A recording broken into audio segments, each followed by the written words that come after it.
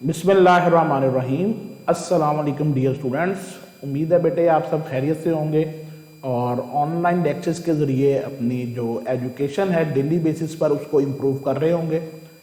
जैसा कि आपको मालूम है कि हमने चैप्टर नंबर 8 स्टार्ट किया हुआ है और हमारा जो लास्ट टॉपिक ऑफ डिस्कशन था वो about the preparation of alkynes था।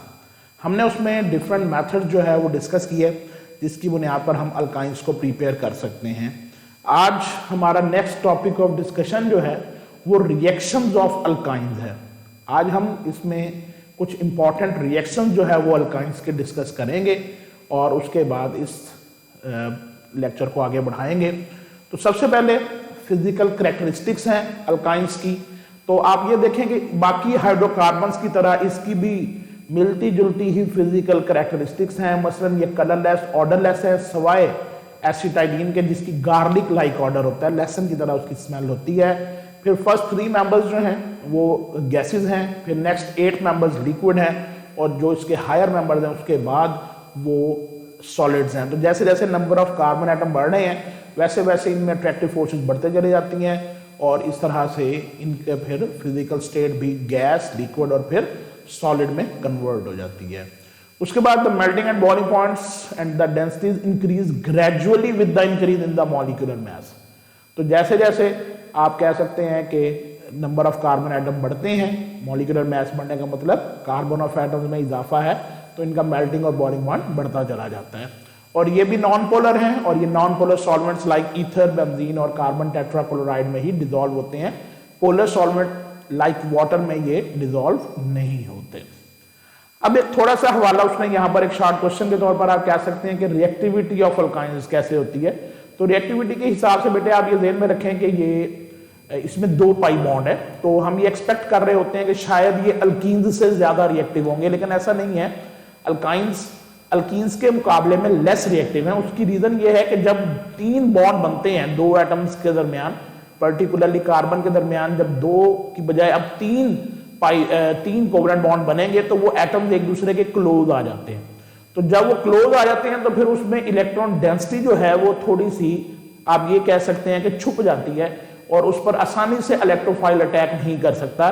जबकि जब एक पाई बॉन्ड था अल्कीन के केस में तो वो इलेक्ट्रॉन डेंसिटी आसानी से अप्रोच होकर उस पर अटैक किया जा सकता है। इसलिए अल्काइंस 3 बॉन्ड होने की वजह से लेस रिएक्टिव हो जाते हैं एज कंपेयर टू अल्कीन्स। तो ये इसकी रिएक्टिविटी के हवाले से ये लेस रिएक्टिव। हाँ, अलबत्ता आप अगर अल्केन्स से कंपेयर करें तो ये अल्केन्स के मुकाबले में ज्यादा ही रिएक्टिव है, लेकिन अल्कीन्स के मुकाबले में ये लेस रिएक्टिव है। अब हम बढ़ते हैं इसके रिएक्शंस की तरफ। तो इनके रिएक्शन भी बेटे बिल्कुल सिंपल एडिशन है और इसमें ये जहन में रखें कि जहां पर पहले अल्कीन्स के केस में 1 पाई बॉन्ड पर एडिशन होती थी 2 एटम्स की, यहां पर 2 पाई बॉन्ड है तो इस तरह से 4 एटम्स की एडिशन होगी पाई बॉन्ड की जगह पर। तो इसलिए आप ये कह सकते हैं कि अल्कीन्स के रिएक्शंस को आप 2 टाइम्स अगर परफॉर्म करवाएं तो वो अल्काइंस के रिएक्शन हो जाएंगे क्योंकि इसमें 2 पाई बॉन्ड होते हैं। तो सबसे पहले अगर आप देखें बेटे एडिशन ऑफ हाइड्रोजन है, तो सेम कंडीशन है निकल और हीट। ये हमने अल्कीन्स के केस में भी देखा था, रहने निकल यूज करते हैं, तो सेम अल्काइंस के लिए भी वही निकल यूज होता है। लेकिन फर्क यह है कि पहले एक हाइड्रोजन मॉलिक्यूल ऐड होगा, इथीन बनेगी, और फिर दूसरा ऐड होगा और इथेन बन जाएगी। तो इस तरह से इथेन में कन्वर्ट हो जाएगी। यहाँ पर ए आपने इथेन कर लेना है इसको, ये इथीन नहीं है इथेन है। तो ethyne can be converted into ethane by hydrogenation या एडिशन ऑफ हाइड्रोजन। और अगर आपने निकल नहीं लेना कैटलिस्ट तो प्लाटिनम और प्लाटियम ले लें, लेकिन चूंकि वो महंगे हैं इसलिए उनकी बजाय निकल को यूज किया जाता है। इसी तरह बेटे जैसे हाइड्रोजन की एडिशन है 2 स्टेप्स में होती है, वैसे ही हैलोजन की एडिशन जो है वो भी 2 स्टेप में होती है। और इस पूरे प्रोसेस में जो है वो कार्बन टेट्राक्लोराइड जो है वो सॉल्वेंट के तौर पर इन्वॉल्व होता है। तो अल्काइन में जब क्लोरीन ऐड होती है सबसे पहले 2 क्लोरीन ऐड होगी, 1,2 डाइक्लोरो इथीन बनेगी और फिर मजीद एक क्लोरीन का मॉलिक्यूल ऐड होगा दूसरे पाई बॉन्ड पर। तो अब ये 1,1,2,2 टेट्राक्लोरो इथेन की फॉर्मेशन हो जाएगी। तो इस तरह से ये एक टेट्रा हेलाइड जो है वो प्रोडक्ट बनेगा। डाई हेलाइड पहले स्टेप में जब एक पाई बॉन्ड पर एडिशन होगी और फिर टेट्रा हेलाइड जब दूसरे पाई बॉन्ड पर भी एडिशन होगी। तो इस तरह से हम एक टेट्रा हेलाइड बनाने में कामयाब हो जाते हैं जब हम किसी भी अल्काइन में हैलोजन को ऐड करते हैं। उसके बाद एडिशन ऑफ हैलोजन एसिड्स है। तो alkynes react with hydrogen chloride and hydrogen bromide to form dihaloalkane. The reaction occurs in accordance with Markovnikov rule. तो इसमें आप मार्कोवनिकोव रूल पहले अंडरस्टैंड कर चुके हैं।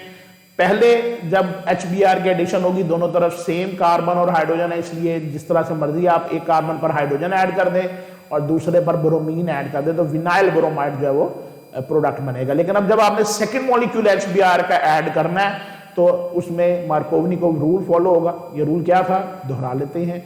हमने ये कहा था कि जब भी अनसिमेट्रिकल अगर कोई भी कंपाउंड है, अल्कीन है या कोई और कंपाउंड है, तो उसमें आप एक रिएजेंट ऐड करते हैं तो उसका जो नेगेटिव एंड है वो उस कार्बन की तरफ जाता है जिस पर पहले से हाइड्रोजन कम होते हैं। तो इसमें ये वाला कार्बन जो है इस पर एक हाइड्रोजन है, दूसरे कार्बन पर दो हाइड्रोजन है। तो जब ये दूसरा मॉलिक्यूल HBr का ऐड होगा तो इसी कार्बन पर जिस पर पहले से Br मौजूद है एक और Br ऐड हो जाएगा और जो एक कार्बन बचा है उस पर हाइड्रोजन ऐड हो जाएगा। तो ये फाइनल प्रोडक्ट होगा। ये एक सिंपल जेमिनल डाईहेलाइड है। जेमिनल हम इसी सूरत में कह रहे हैं कि एक ही कार्बन पर दो हैलोजन एटम मौजूद हैं, तो 1,1 डाईब्रोमोइथेन इसका नाम है और ये एक जेमिनल डाईहेलाइड है। इसकी फॉर्मेशन होती है अकॉर्डिंग टू मार्कोवनिकोव रूल।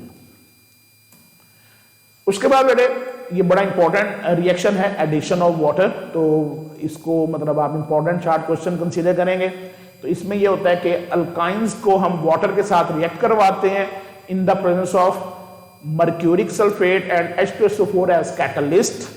तो पहले ये विनाइल अल्कोहल की फॉर्मेशन होती है जो रीअरेंज करके किसी अल्डिहाइड में या कीटोन में कन्वर्ट हो जाता है। तो फर्ज करें अगर आप इथाइन देते हैं तो सिंपल HOH की एडिशन हुई पाई बॉन्ड पर, ये विनाइल अल्कोहल बनी। विनाइल अल्कोहल जो है वो अनस्टेबल है तो ये अपने आप को रीअरेंज करती है। तो ये इस मॉलिक्यूल में एरोज के जरिए से रीअरेंजमेंट शो की हुई है। आप देख सकते हैं कि ऑक्सीजन और हाइड्रोजन जो है उसमें से हाइड्रोजन लीव करता है और उसका बॉन्ड शिफ्ट हो जाता है between carbon and oxygen as double bond, और ये जो हाइड्रोजन मूव करता है ये उस कार्बन पर आ जाता है जो नेगेटिव चार्ज एक्वायर करती है इस पाई इलेक्ट्रॉन्स की शिफ्टिंग की वजह से। तो ये नेगेटिव और ये हाइड्रोजन पॉजिटिव आपस में मिलकर CH3C डबल बॉन्ड OH बना देते हैं। तो आप ये कह सकते हैं कि ओवरऑल हाइड्रोजन यहां से इस कार्बन पर शिफ्ट हो जाती है और इससे बनने वाला प्रोडक्ट जो है वो एसिटाल्डिहाइड कहलाता है। अगर आप कोई और अल्काइन ले लेंगे, मतलब प्रोपाइन ले लेंगे, ब्यूटाइन ले लेंगे, तो अब वो कीटोन बनाएगा। जैसे उसने प्रोपाइन में वाटर की एडिशन दी हुई है तो ये उसी तरह अल्कोहल बनी और अल्कोहल रीअरेंज होकर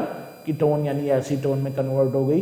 तो इस तरह से हमारे पास एडिशन ऑफ वाटर से अल्काइंस जो हैं वो अल्डिहाइड्स या कीटोन्स प्रोड्यूस करती हैं और ये प्रोसेस सबसे पहले एक अनसैचुरेटेड अल्कोहल की फॉर्मेशन करता है, फिर वो अल्कोहल रीअरेंजमेंट में अल्डिहाइड्स और कीटोन की फॉर्मेशन करती है।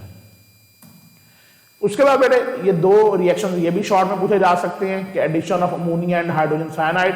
तो जब आप इथाइन और अमोनिया का रिएक्शन करवाते हैं आपको 300 डिग्री सेंटीग्रेड टेम्परेचर रिक्वायर होता है और Al2O3 एज कैटलिस्ट इसमें इस्तेमाल होता है। तो methyl nitrile CH3CN methyl cyanide भी कह सकते हैं, तो मिथाइल नाइट्राइल बनता है और HCN की एडिशन से आपके पास एक्रिलोनाइट्रिल बनता है जो कि एक मोनोमर है और पॉलीमर बनाने में पॉलीएक्रिलोनाइट्राइल बनाने में इस्तेमाल होता है।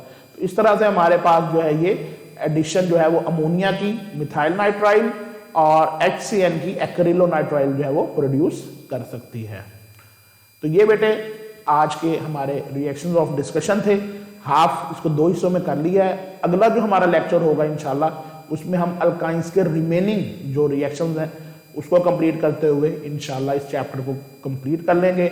आज के टॉपिक में बेटे कोई सवाल हो आप एज यूजुअल उसको व्हाट्सएप ग्रुप के जरिए या व्हाट्सएप मैसेज के जरिए मुझसे पूछ सकते हैं। अपना बहुत सारा ख्याल रखिएगा। अल्लाह हाफिज़।